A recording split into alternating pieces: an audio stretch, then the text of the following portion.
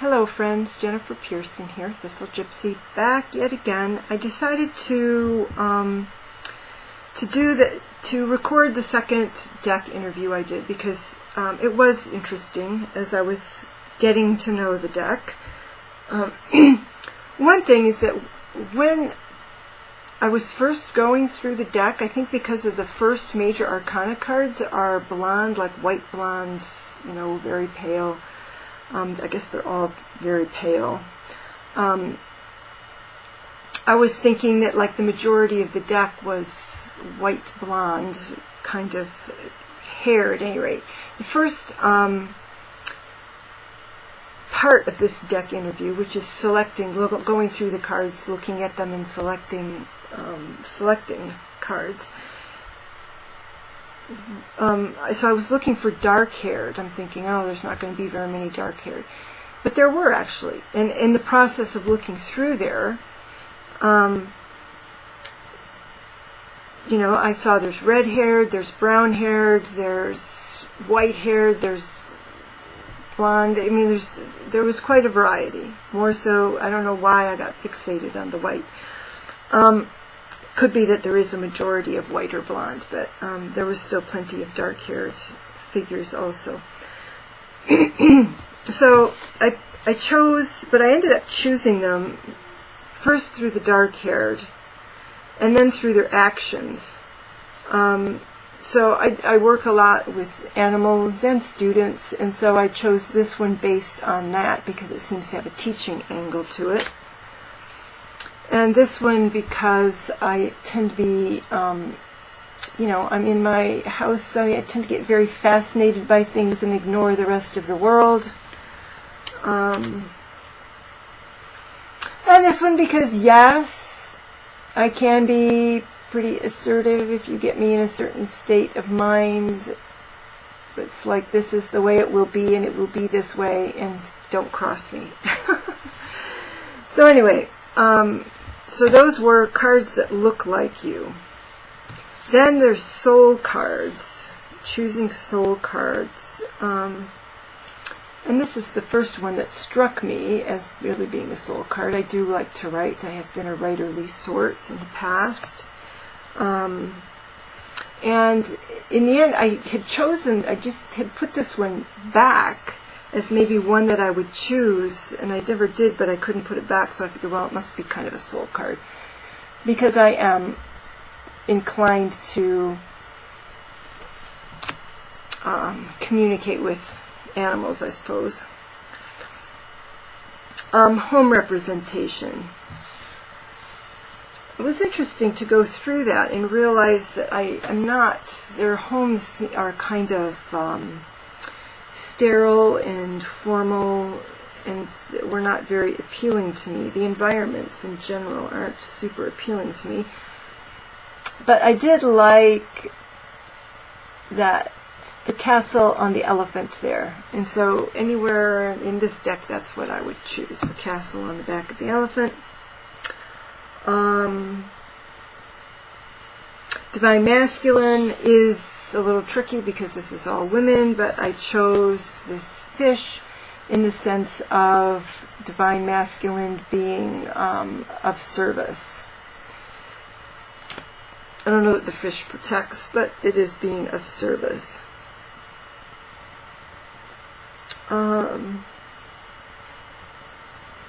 Divine Feminine, even that one was kind of tough because so many of these are kind of in a childish state, it seems like to me.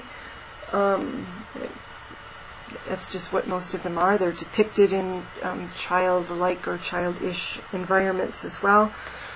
But I chose this card, which paradoxically is the sun, normally associated with males, although sometimes there are female sun goddesses.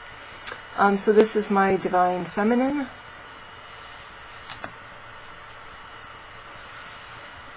And scary cards. Well, there's scary cards and there's creepy cards. So for the scary cards, I did this one just because it seems like an imminent threat, and this one definitely. Ugh. But others that creeped me out, this, you know, maybe that bird's helping her, but, you know.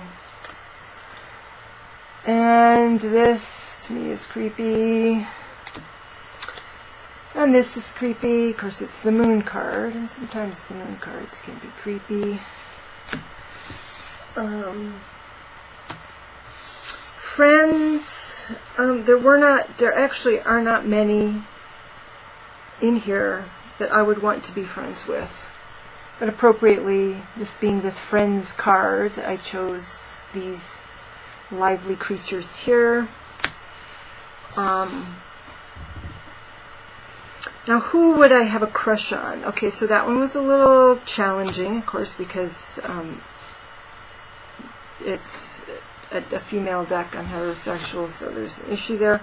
But I was looking more at, you know, who would I admire? I was thinking more, who would I admire?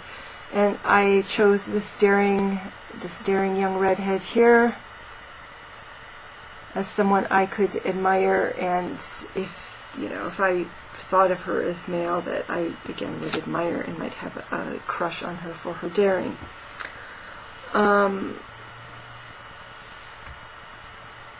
Who would I want to help? Well, among the creepies, I would help her repulse the creepy caterpillar. Some of them I'm not sure there's any help for. I would help her if I could. I would help her by warning her. This would be kind of the most, it's like if I saw something like that, I couldn't help but interfere some way. Look! There's a lizard on the wall. Get back. I'd get up there and I'd smack the lizard away or something like that. Also, though, as I went through the deck, I'd already pulled those, so I was going through the deck looking for others. And so, yes, little Eight of Swords, if I saw something. I mean, really, this was my zippy dog before I got it. She was so cute. And I thought, oh God, I can't leave this dog. I cannot take a dog that's so terrified. And this Wheel of Fortune, who's pinned to the lollipop. Oh, come on. Yes, I would definitely be trying to rescue her.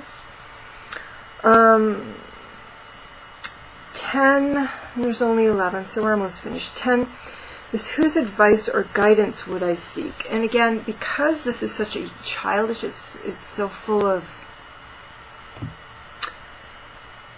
not all of them are, but some of them, I don't know. So it's like, if I choose one randomly, would I ask for her advice? Not necessarily. Maybe on cake. Would I ask her advice? I suppose only if I was interested in insects. But in general, certainly I would not be asking their advice, even though they have two heads. I don't know. So, whose advice would I ask? So, I chose her. And I was going through the deck wondering, am I going to find anybody whose advice I would seek? I was thinking I might strike out on this one. But I would ask her advice, sure. She was in the running for the Divine Feminine as well, but she's got big picture thinking there. I would ask her advice. So I did come up with 3 in the end. They're kind of stretches. They're not totally natural to me, but given this deck, she seems to have an understanding of what needs to be done and how to do it, and what she won't tolerate. That's the Strength card. And this little creature. Because to me, she's not just a girl. She's like the fairy realm. And so, yeah, I would be happy to ask her advice. And I think she was the first one I thought, Yeah, I'd ask her advice. It might be a little weird since she's a little fairy, but why not? And then one that was funny, and I thought that I would find more. Of course, I was flipping through them pretty quickly, but this is the only one I really thought, well, yeah, it's funny without any particularly creepy, but it's not really ha-ha funny, it's just sort of enjoyable, amusing funny. Riding the little toy pig through the candy canes. So there you go. Another deck interview with the Nicoletta Ceccoli. Will I keep it? Won't I keep it? I'm kind of suspecting that I'm not going to end up using it the way I was hoping.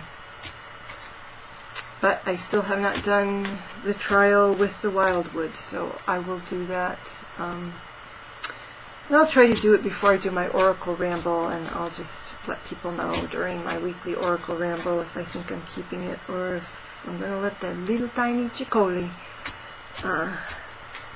go back into the tarot sphere, trade it or something. All right, everybody, take care. Bye-bye.